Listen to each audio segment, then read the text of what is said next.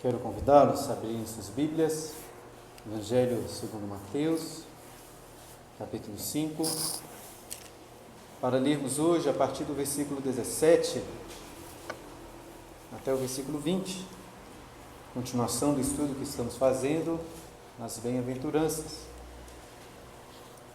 Mateus capítulo 5, do versículo 17 ao 20, diz assim a palavra do nosso Senhor: Não penseis que vim revogar a lei ou os profetas. Não vim para revogar, vim para cumprir. Porque em verdade vos digo, até que o céu e a terra passem, nenhum i ou tio jamais passará da lei, até que tudo se cumpra. Aquele, pois, que violar um destes mandamentos, posto que dos menores, e assim ensinar aos homens, será considerado mínimo no reino dos céus. Aquele, porém, que os observar e ensinar, esse será considerado grande no reino dos céus. Porque vos digo que, se a vossa justiça não exceder em muito a dos escribas e fariseus, jamais entrareis no reino dos céus. Um dos erros mais graves na hermenêutica bíblica, ou seja, na interpretação das Escrituras, é de se fazer uma separação muito radical entre o Antigo Testamento e o Novo Testamento. Infelizmente, esse é um erro muito comum e que você já deve tê-lo visto de formas diferentes. Por exemplo, quando alguém fala que o Antigo Testamento diz respeito à lei, enquanto o Novo Testamento fala sobre a graça, como se a graça não estivesse presente no Antigo Testamento, ou também a lei não estivesse presente no Novo Testamento. Ou até de uma forma pior, ouvir pessoas evangélicos talvez dizendo que o Deus do Antigo Testamento é um Deus mais de ira, enquanto o Deus do Novo Testamento é um Deus do amor, da graça. Creio, porém, queridos, que a sã doutrina nos ensina que há uma unidade entre os dois testamentos, uma íntima unidade, pois é o mesmo Deus, é a mesma graça, é o mesmo projeto de salvação para o homem. Na teologia sistemática, muitas vezes falamos, na realidade, de duas dispensações da mesma aliança da graça. A dispensação antes da vinda de Cristo, como sombra, e a dispensação após a sua vinda, como a realidade daquilo que já se cumpriu. Agostinho de Hipona, ele é bem conhecido por falar que a graça de Deus está latente ou oculta no Antigo Testamento. Está lá, mas como que oculta? Mas patente e revelada no Novo Testamento. Algo que está para nós hoje com o Novo Testamento revelado. É claro que não é tão fácil assim determinar e entender nos pormenores as distinções entre os dois testamentos, entre a Antiga e a Nova Aliança. Mas alguns princípios a Bíblia nos deixa muito claro. E um desses princípios é o que nós veremos nesse texto. Jesus mesmo fala sobre a sua vinda como uma vinda que ele veio para cumprir tudo o que o Antigo Testamento estava falando. E assim ele mostra qual é a relação entre os dois testamentos. Olha aí o que ele diz no começo do versículo 17. Não penseis que vim revogar a lei e os profetas. Não vim para revogar, vim para cumprir. Isso que Jesus começa dizendo sobre esta relação. Apesar de nós separarmos em partes esses textos para meditarmos aos poucos, nós não podemos aqui perder ou nos esquecer da unidade de todo o Sermão do Monte, o Sermão da Montanha, para que possamos compreender melhor qual é o fluxo do pensamento aqui de Jesus ao expor essas verdades. Devemos nos lembrar que Jesus começa este sermão falando do quê? Falando das bem-aventuranças. E como vimos no último sermão, depois de descrever o caráter do cidadão dos céus com as bem-aventuranças, ele fala sobre qual é o papel desse cidadão dos céus na terra, como sal da terra e luz do mundo. E ao iniciarmos agora o versículo 17, a pergunta natural que deve ter em nossas mentes ao interpretarmos esse texto é: por que Jesus levanta essa possibilidade? Por que ele fala sobre isso? Sobre revogar ou não os profetas e a lei. E aí precisamos de nos lembrar, queridos, que neste momento Jesus já estava atraindo para si Multidões, muitas pessoas estavam ouvindo os seus ensinos. E como já tenho demonstrado, muitos desses ensinos do Sermão da Montanha são estranhos aos judeus, ou a muitos dos judeus, ao entendimento que eles tinham sobre as coisas.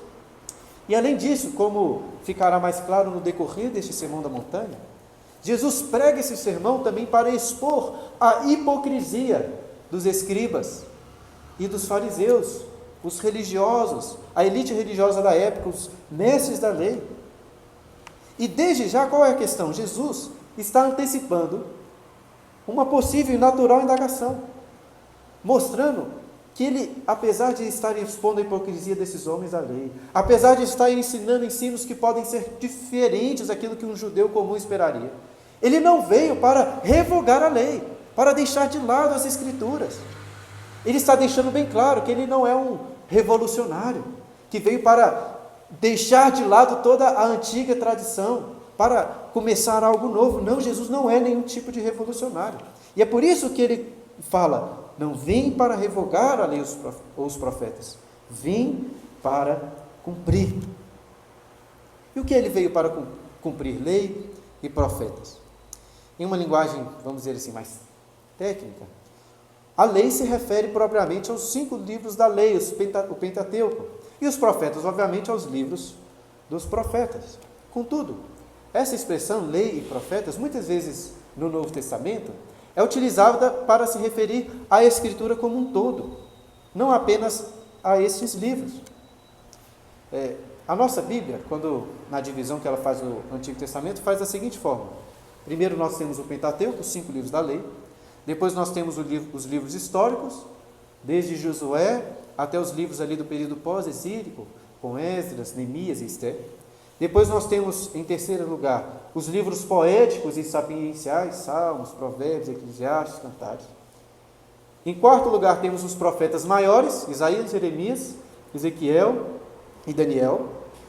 E, por fim, os profetas menores. Essa distinção de profetas maiores e menores é apenas por causa do tamanho dos livros. Então, uma divisão de 5 partes. Assim que nós dividimos a Bíblia, mas essa não era a divisão, vamos dizer assim, original dos tempos do Senhor Jesus.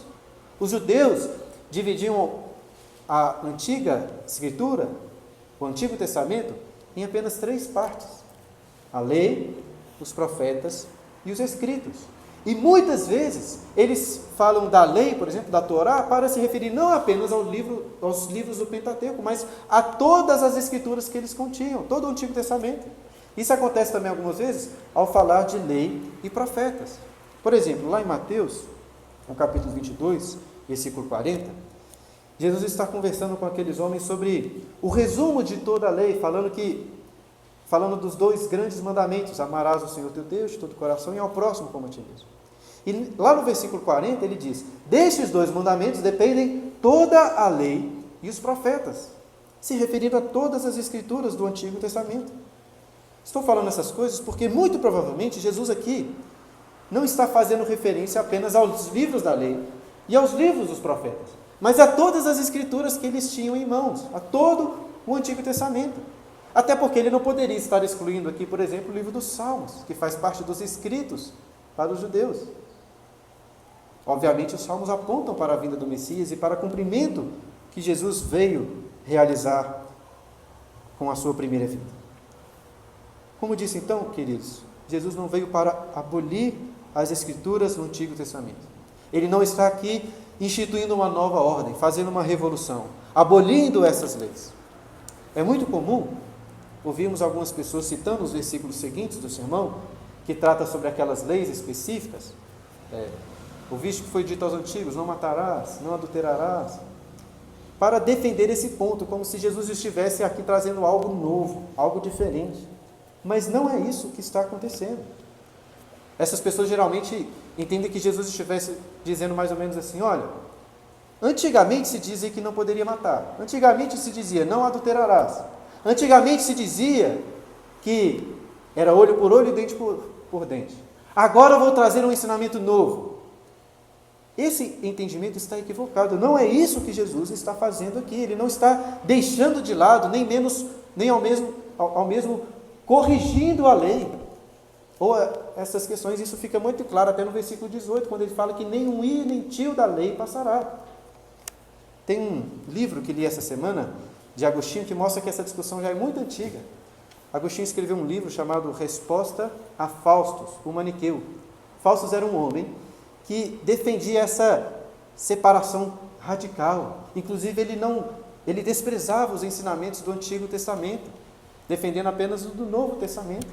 E Agostinho, muitos anos atrás, discute com ele, inclusive tem uma das partes do livro, em que ele trata exatamente sobre estes ensinamentos do Sermão da Montanha, dizendo o quê?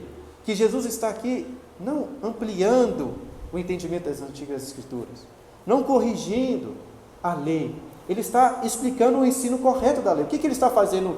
Por que ele diz assim, ouviste o que foi dito nos antigos? A que ele se refere?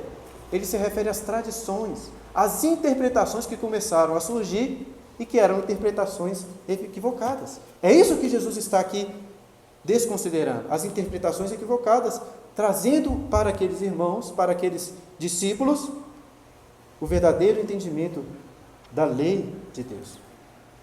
Está desconstruindo, então, não a lei em si, mas o entendimento equivocado de muitos fariseus, escribas e dos judeus daquele tempo. E o que ele diz? Não vim para revogar, vim para cumprir.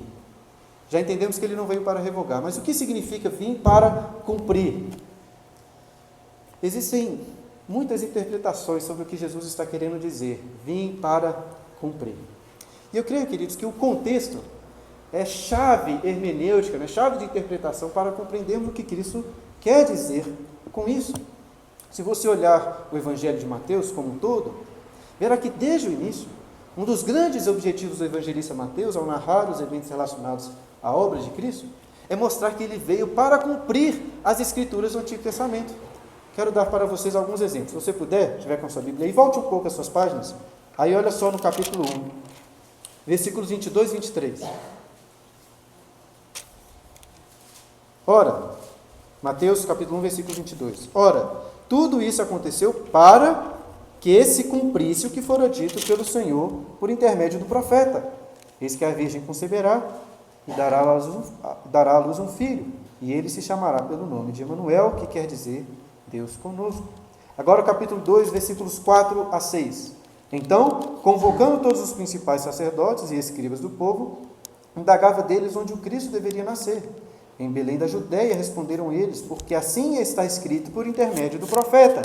E tu, Belém, terra de Judá, não és de modo algum a menor entre as principais de Judá, porque de ti sairá o guia que há de apacentar a meu povo Israel. Olha agora no versículo 16 do capítulo 2. Vendo-se iludido pelos magos, enfureceu-se Herodes grandemente e mandou matar todos os meninos de Belém e todos os seus arredores, de 2 anos para baixo, conforme o tempo do qual com precisão se informaram dos magos. Então se cumpriu o que fora dito por intermédio do profeta Jeremias. Olha mais uma vez, capítulo 3, versículo 3. Pregação de João Batista. Porque este é o referido por intermédio do profeta Isaías, vós o que clama no deserto, preparai o caminho do Senhor, endireitai as suas veredas. Mais um, capítulo 4, versículo 12 até o versículo 16. Ouvindo, porém, Jesus que João fora preso, retirou-se para a Galiléia, e deixando Nazaré, foi morar em Cafarnaum, situada à beira-mar, nos confins de Zebulon e Naftali. Para quê? Para que se cumprisse o que fora dito por intermédio do profeta Isaías. Percebem, irmãos, que é muito claro o que o evangelista Mateus está querendo dizer por vir cumprir as Escrituras, a lei e os profetas? E é claro que este não é um propósito apenas do evangelista Mateus. Os outros evangelistas também tinham esse propósito. Nós lemos durante a liturgia, lá em Lucas, no capítulo 24, Jesus conversando com aqueles 2 discípulos, depois da sua ressurreição, e ele diz o seguinte: são essas palavras que eu vos falei, estando ainda convosco.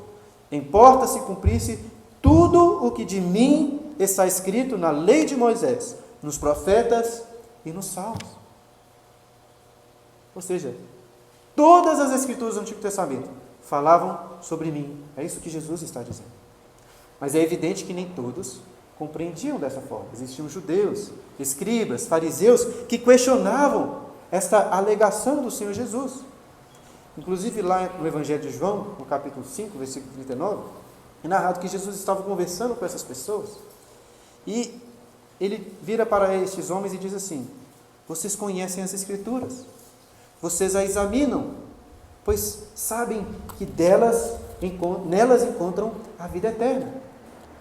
Porém, são elas mesmas, se diz, contudo são elas mesmas que testificam de mim.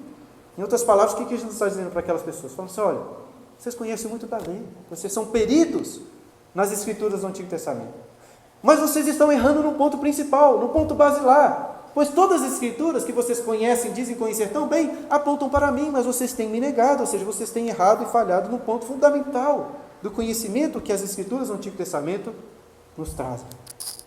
Portanto, ao dizer vim para cumprir, ele está dizendo que veio para cumprir tudo o que o Antigo Testamento estava testificando. Todos os livros, todos os profetas, todos os livros da lei, todos os salmos, tudo apontava para o Messias. E agora Jesus está dizendo: eu sou o Messias, eu vim para cumprir. E no versículo 18, ele continua para confirmar que veio para cumprir todas as coisas, dizendo assim: porque em verdade vos digo, versículo 18, até que o céu e a terra passem, nenhum i ou um tio jamais passará da lei, até que tudo se cumpra. Ele começa dizendo de uma forma solene, quando está traduzido aí, porque em verdade vos digo, literalmente Jesus está dizendo, amém vos digo.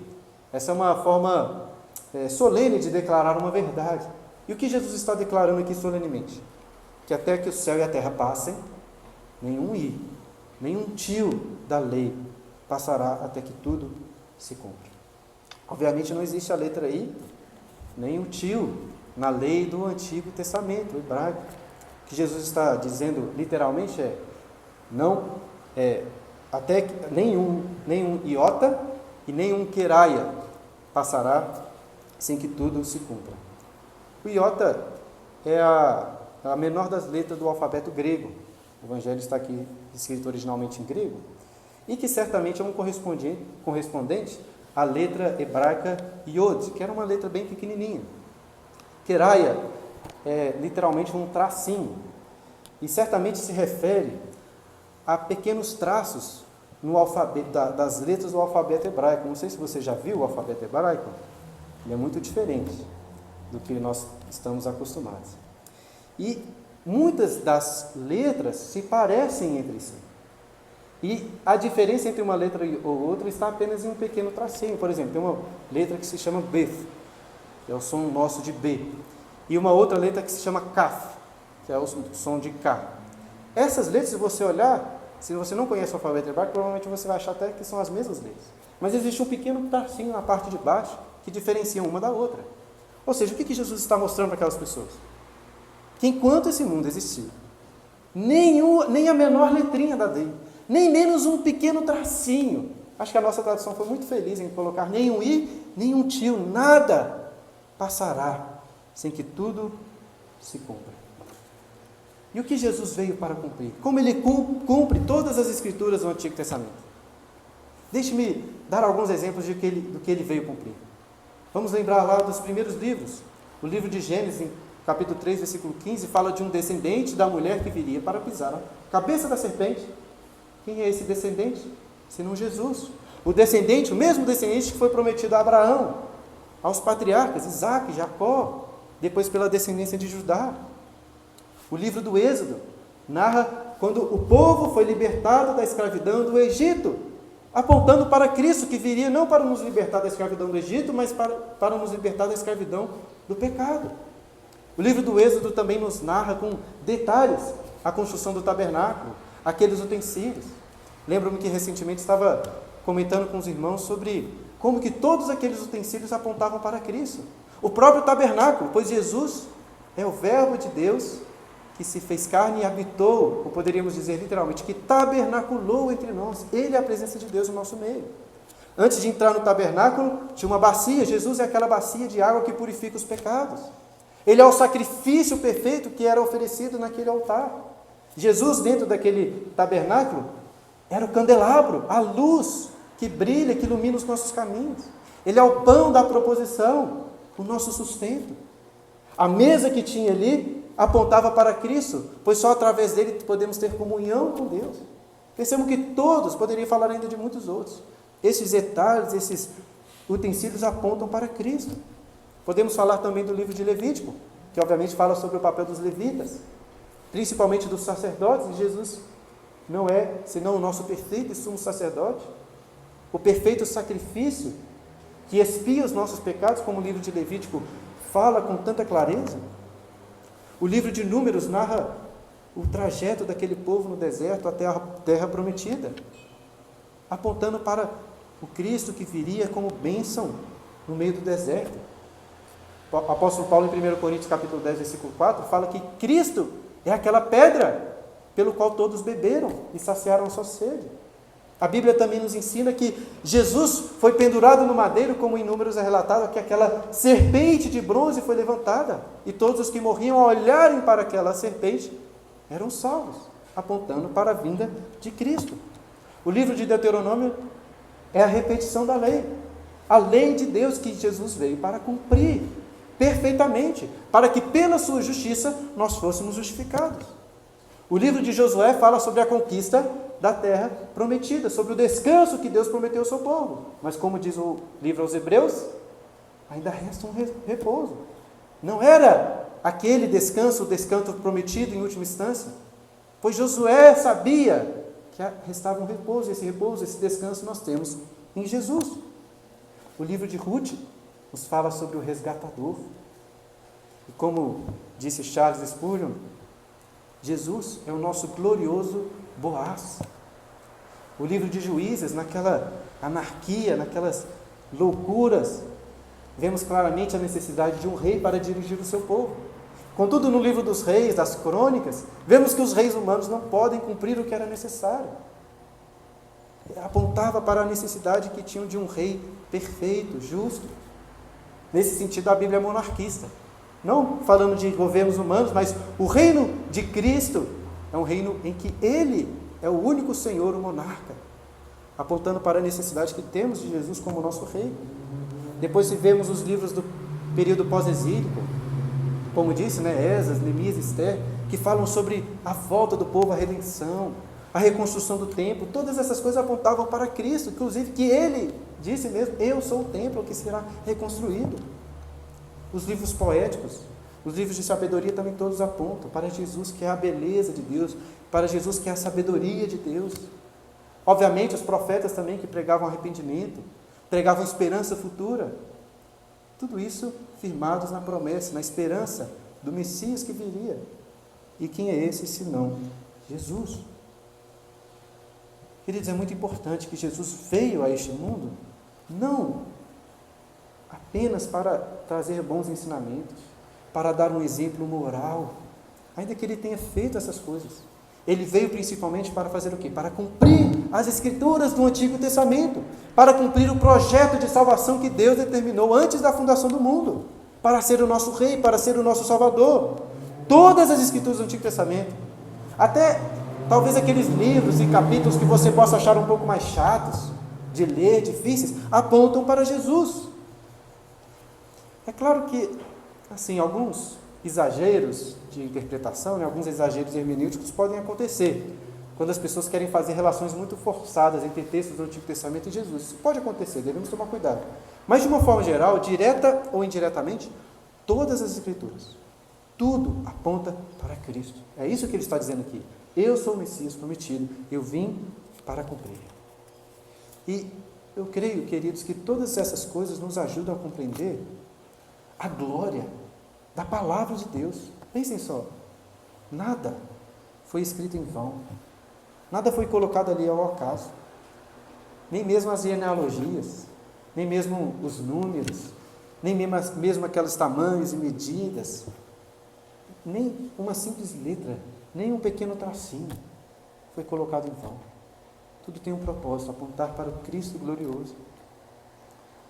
E olha, chegará assim um dia que essa terra e esse céu vão passar, quando Jesus voltar.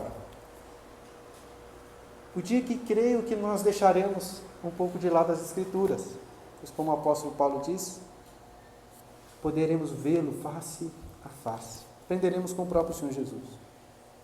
Mas hoje, queridos, não há nada de mais importante para as nossas vidas do que a palavra de Deus. Eu queria que você pensasse nisso. Qual é o valor que você dá para a Bíblia?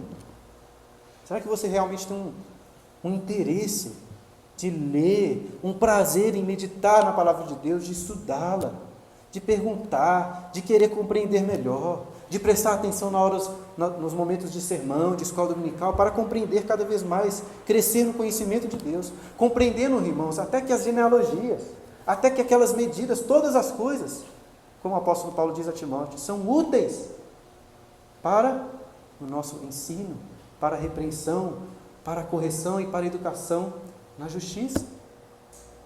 Todas as escrituras são inspiradas por Deus e úteis para o nosso ensino. Que possamos, queridos, verdadeiramente nos regozijar, nos alegrar e nos ater na santa palavra de Deus, que é tão gloriosa. E no versículo 19, Jesus continua demonstrando como é importante cada pequena lei, cada ensinamento, mesmo o menor, dizendo assim, olha, versículo 19, aquele, pois, que violar um desses mandamentos, posto que dos menores, e assim ensinar aos homens, será considerado mínimo no reino dos céus. Aquele, porém, que os observar e ensinar, esse será considerado grande no reino dos céus. Vocês já devem ter ouvido algumas pessoas dizendo que não existe essa de pecadinho e pecadão, não é mesmo? De fato, não existe pecadinho, porque todos os pecados, posto que os menores, já são gravíssimos, pois são pecados contra o Deus de infinita glória. E um pecado que seja já é o suficiente para nos condenar por toda a eternidade. Então não existem pecadinhos. Contudo, existem sim pecadões que são mais graves, que são mais ofensivos e odiosos do que outros. E Jesus está mostrando que existem sim mandamentos menores, mais leves, e mandamentos mais graves. Os rabis, mestres entre os judeus, dizem que, resumindo, todos os mandamentos podem ser colocados em 613 mandamentos, assim que eles dividem. E há, entre os rabis, existia naqueles tempos, uma grande discussão sobre quais desses mandamentos eram os maiores, quais eram os menores. Inclusive, alguns deles achavam que o menor de todos os mandamentos é um que está lá em Deuteronômio, capítulo 22, versículo 6. Se eu quiser abrir, mas vou ler aqui para os irmãos. Olha o que diz esse mandamento. Se de caminho encontrares algum ninho de ave, em alguma árvore ou no chão, com passarinhos ou ovos, e a mãe sobre os passarinhos ou sobre os ovos, não tomará a mãe com os filhotes. Então, uma lei relacionada ao passarinho ali com os ovos, para não pegar a expressão. Eu, particularmente, não sei, não dá para saber se Jesus estava pensando exatamente neste mandamento, ao falar sobre o menor. Mas o ponto que Jesus quer destacar é muito claro, que mesmo o menor de todos os mandamentos deve ser honrado, deve ser observado pelo cidadão dos reinos dos céus. Eles devem se ater a todos os mandamentos, sem desprezar nem mesmo um. E olha, irmãos, isso significa que não está tudo bem tomarmos uma determinada atitude e dizemos assim, é apenas uma pequena mentira inofensiva, é apenas um olhar muito rápido, sem muita maldade. Mas todo mundo faz isso, é tão comum. Mas ninguém vai ficar sabendo. O que Jesus está mostrando para os seus discípulos é que todos os mandamentos são importantes. Esse tipo de pensamento de desprezarmos aqueles pecados que em nossas contas são menores, demonstra um problema não apenas na nossa prática religiosa, mas principalmente um problema em nossos corações. Porque se nós permitimos que um pecado, ainda que de menor relevância, vamos dizer assim, ainda que a quebra de um mandamento posto que dos menores, se nós permitimos isso em nossas vidas, estamos na verdade dizendo que não amamos verdadeiramente o nosso Deus, que não temos um coração transformado, que não pertencemos ao reino dos céus. O cristão não pode conviver tranquilamente com nenhum pecado, nem mesmo aqueles que podem ser considerados menores. Mas é evidente que mesmo entre os cidadãos do reino dos céus haverão falhas, haverão pecados. Contudo, queridos, não podemos pensar que se somos salvos pela graça, ou posto que somos salvos pela graça, não pelas nossas obras, que as nossas obras não fazem diferença Olha só, Jesus neste versículo não aponta apenas uma gradação entre mandamentos menores e talvez maiores. Ele faz também uma gradação entre os próprios cidadãos do reino dos céus. Ele diz que, por um lado, quem violar o menor dos mandamentos e ensinar assim outras pessoas será considerado o quê? Mínimo no reino dos céus. Por outro, quem os observar e ensinar será grande no reino dos céus. Já disse isso para os irmãos, volto a repetir. O céu não será como um comunismo, em que todos recebem as mesmas recompensas, os mesmos galardões e são todos iguais. Não. Existirá, sim, cristãos com maiores honras, com maiores glórias e galardões nos céus. E um dos critérios para fazer essa avaliação é exatamente esse que Jesus está falando: o cumprimento dos seus mandamentos. Poderia até dizer que este critério é o critério do amor, pois Jesus diz: aquele que tem os meus mandamentos e os guarda, esse é o que me ama. Aqueles que amam mais a Jesus, cumprem os seus mandamentos, serão maiores no reino dos céus. É evidente, porém, que a métrica, o cálculo para esta análise não é bem diferente daquilo que acontece na terra. O próprio Senhor Jesus advertiu os seus discípulos dizendo isso, que neste mundo é de uma forma, mas que entre nós, entre os discípulos, aquele que quiser ser o maior, será o menor. Aquele que quiser ser o maior será o que vos sirva, porque o Filho do Homem não veio para ser servido, mas para servir e dar a sua vida por muitos. Ou seja, o cálculo é um pouco diferente de como as pessoas neste mundo calculam as coisas, quem são os maiores. Creio que não é possível nós ficarmos aqui calculando, averiguando a vida de cada um para destacar quem que vai ser o maior, quem que vai ser o menor no reino dos céus. Tenho convicção que ao chegarmos lá ficaremos muito surpresos, com irmãos às vezes desconhecidos, irmãos às vezes que não dávamos nada para ele, mas que estarão no reino dos céus recebendo grandes glórias e honras pela graça do Senhor. E de todos eu tenho convicção que estes serão os mais surpresos, pois os grandes no reino dos céus são os humildes na terra, aqueles que sim, reconhecem claramente as suas fraquezas e confiam não na sua força, mas na força de Deus. São pessoas que neste terra não têm pensamentos elevados sobre si mesmos. Esses serão os maiores. Agora, não é correto nós pensarmos, eu não quero dar a entender isso, que assim, basta eu chegar lá. Se eu estiver no reino dos céus, ainda que seja um mínimo lá, ótimo, suficiente.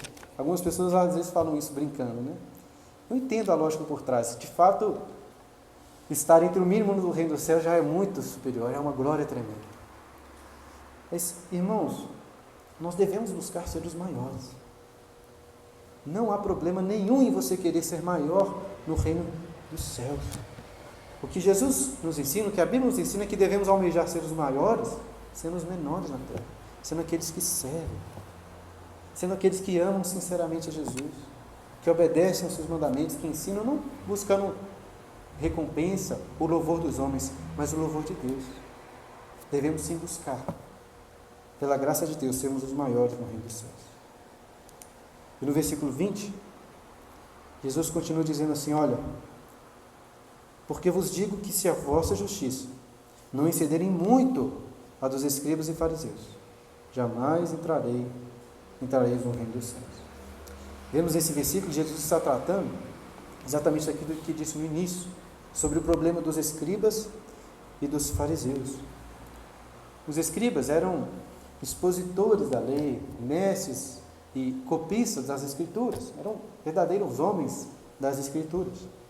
Os fariseus eram um grupo, alguns preferem até chamá-lo de seita entre os judeus, que se destacavam por uma prática piedosa dos mandamentos, um zelo muito grande em cumprir toda a lei, mas mais do que a lei, por cumprir as tradições e os ensinamentos dos rabis relacionados à lei, coisas que muitas vezes a Bíblia nem falava sobre este cumprimento. Por exemplo, lá em Lucas, no capítulo 18, quando Jesus conta a parábola do fariseu e do publicano, aquele fariseu disse que jejuava 2 vezes por semana. Esse é o fariseu. Se você olhar nas Escrituras do Antigo Testamento, não há nenhuma prescrição nesse sentido. Mas eles eram zelosos por cumprir não só as Escrituras, mas também as interpretações que haviam naqueles tempos. Portanto, eu creio que ao citar os escribas e os fariseus, Jesus está apontando para tanto o conhecimento das Escrituras, dos escribas, como para a prática zelosa. Mas como assim? vocês devem exceder em muito a justiça desses homens. Por quê, queridos? Apesar de serem zelosos no conhecimento e na prática, estes homens agiam apenas na externalidade. Aquilo não estava em seus corações. E eu sei disso porque muitas vezes Jesus os acusa disso.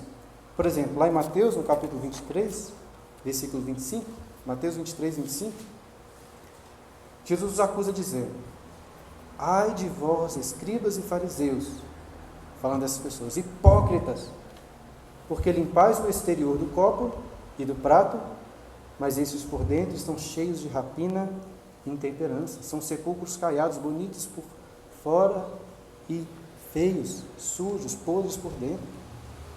E essa, inclusive, é uma acusação que está implícita nos próximos versículos, quando ele vai tratar sobre os mandamentos e o entendimento equivocado dos fariseus, mostrando: olha, não adianta apenas não matar, é necessário que haja amor no seu coração, você não pode odiar o seu próximo. Não adianta apenas não cometer o adultério, porque só o olhar impuro no seu coração já é pecado. Os ensinamentos deste sermão, queridos, do Sermão da Montanha, tratam principalmente do nosso coração. Jesus está querendo mostrar que não basta cumprirmos a lei apenas externamente. O cristianismo, seguir a Jesus, não é seguir umas regrinhas, não é apenas isso, porque o cristianismo é uma doutrina do coração, que transforma os nossos pensamentos, as nossas ações, mas também o nosso coração, os nossos desejos, as nossas vontades. Por isso que o primeiro mandamento, que resume toda a lei, diz: amarás, pois, o Senhor teu Deus de todo o seu coração, não é apenas na prática externa, mas com os nossos corações. Portanto, Jesus está mostrando que se não formos transformados completamente, não só nossas ações, mas o nosso interior, o nosso coração, não entraremos no reino dos céus. Vocês não vão entrar lá, é isso que ele está dizendo. É preciso constatar, obviamente, que apenas Cristo cumpriu perfeitamente essas leis, com um coração puro, ainda que os menores dos mandamentos. Apesar de Jesus ter falado daqueles que são maiores e menores no reino dos céus, fato é, irmãos, que se dependesse de nós mesmos, nem o mínimo seria, estaremos muito longe de entrar pela porta do reino dos céus. Por nós mesmos não estaríamos nem lá. Somente pela graça de Cristo. Por isso que é importante nos lembrarmos que este sermão começa com as bem-aventuranças, com a graça de Deus, mostrando que Jesus mostra que pertence ao reino dos céus quem? Os humildes de espírito, aqueles que reconhecem a sua pobreza, a miséria espiritual, e que não apenas isso, como diz a segunda bem-aventurança, que choram por causa dos seus pecados, são pessoas que reconhecem e que somente pela graça, pela obra de Cristo, podem estar ali. Portanto, devemos nos lembrar que apenas pela graça podemos entrar no reino dos céus, fazer parte desse reino maravilhoso e cumprirmos também a lei. Devemos fazer como Paulo aquela pergunta que ele faz em Romanos capítulo 6, versículo 1, dizendo: permaneceremos no pecado para que a graça seja mais abundante? Ou seja, você está dizendo que sou salvo pela graça, pelas obras de Cristo, não pelas minhas próprias obras. Portanto, posso fazer o que eu quiser? Posso pecar para que a graça seja mais abundante na minha vida? E o próprio apóstolo Paulo responde lá: de modo nenhum. Como viveremos em pecado nós, os que para ele morremos? O que o Evangelho nos faz conosco é transformar completamente as nossas vidas. Somos salvos pela graça, não pelas obras. Não entramos no reino por merecimento. Mas Cristo nos salvou para que pudéssemos fazer as boas obras, nos dando uma nova vida, nos dando um novo comportamento, nos dando um novo coração, de forma que obedecemos às suas leis, não apenas externamente, como faziam os fariseus, mas de forma que há um verdadeiro amor, um verdadeiro prazer na lei de Deus.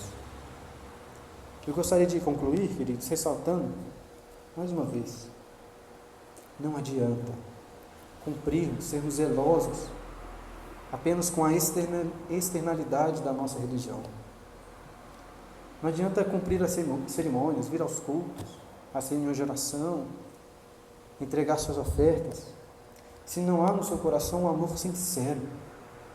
Como Jesus vai nos mostrar nos versículos seguintes, né? Não adianta simplesmente deixar de assassinar as pessoas. Você deve amá-las. Amar até o seu inimigo, até aquela pessoa que você não vai muito com a cara dela. Não adianta apenas deixar de cometer o adultério em si, pois apenas um olhar já é adultério. Devemos tratar isso em nossos próprios corações, em nossos pensamentos. Tem um livro, não me lembro qual, certa vez li C.S. Lewis, falando de três formas de obedecermos a Deus. Acho que já até disse isso aqui aos irmãos, mas volto a falar. C.S. Lewis fala de 3 maneiras em que podemos obedecer, 3 tipos de obediência. Vou colocar uma situação para que vocês entendam. Imaginem que um filho, uma criança, está no seu quarto, fazendo algo que ele gosta, assistindo televisão, jogando um videogame. E aí o seu pai ou sua mãe dizem assim: meu filho, precisando da sua ajuda, quero que você leve o lixo lá para fora. Existem 3 formas desse filho obedecer ao seu pai. Primeira forma, reclamar, achar ruim, mas bater no pé e ir lá e obedecer. Essa é a primeira forma. A segunda forma é de fato parar o que ele está fazendo e rapidamente obedecer o pai, porque ele quer logo voltar para a sua televisão, para o seu videogame, para o que ele estava fazendo. Notem que desse segundo tipo, ele quer obedecer, mas para logo fazer o que estava fazendo, porque sua mente continua ali. Uma terceira forma dele obedecer é parar o que ele está fazendo e obedecer o seu pai, porque ele tem prazer em obedecer o seu pai. Ele tem prazer em saber que o está ajudando. Ele tem alegria em fazer aquilo ali. Essa é a obediência pela qual Jesus transforma. Creio que os fariseus eram muito obedientes desse segundo tipo. Faziam, mas estavam pensando em outras coisas. O seu coração não estava ali. O coração do crente deve estar com alegria naquilo que Deus nos ordena fazer. Até mesmo nas nossas práticas de piedade. Irmãos, não adianta orar, ler a Bíblia, jejuar, se fazemos isso por um mero costume. Se isso de alguma forma parece um fardo em nossas vidas. Eu confesso, assim, não poucas vezes, isso acontece na minha vida. Algumas vezes estou lendo a Bíblia, estou orando, às vezes até jejuando, e percebo que tem sido apenas um cumprimento de um costume, de algo que tenho programado para a minha vida. Às vezes estou lendo a Bíblia e quero logo acabar de ler para fazer outra coisa. O pior é que às vezes eu nem percebo isso. Às vezes só depois que eu me atino, nossa, estou lendo as Escrituras, já passou um tempo e não estou parando para verdadeiramente meditar e ter prazer em Deus. Meu coração não está nessas coisas muitas vezes. Contudo, queridos, não pode ser assim. Essa não é a verdadeira religião. Este não é o verdadeiro cristianismo. O que nós devemos fazer é clamar a Deus para que não apenas nossas ações sejam corretas diante dele, externas, mas que o nosso coração seja dele, que a nossa alegria esteja nele. Na minha lista diária de oração, sempre começo orando pelos mesmos pontos, pelos mesmos 2 pontos. O primeiro ponto está lá, glória de Deus, para me lembrar de sempre começar as orações meditando na glória de Deus, louvando por quem Ele é, pelos seus atributos. Salmos muitas vezes me ajudam com isso, orações de homens cristãos do passado me ajudam também. Mas o segundo ponto é o seguinte, alegria em Deus. Para me lembrar que não adianta apenas meditar, pensar na glória de Deus, nos seus atributos, refletir sobre isso. É necessário que o meu coração esteja nessas coisas, que a minha alegria, o meu prazer de fato esteja na glória de Deus. Este é o ponto que Jesus acho que está ressaltando em relação a cumprirmos a justiça excedendo os escribas e fariseus. O cristianismo não é apenas um cumprimento de regrinhas. O cristianismo é uma doutrina do coração. Portanto, queridos, não sei, talvez você tenha menos dificuldade do que eu, mas que Deus nos ajude a verdadeiramente amá-lo com o nosso coração.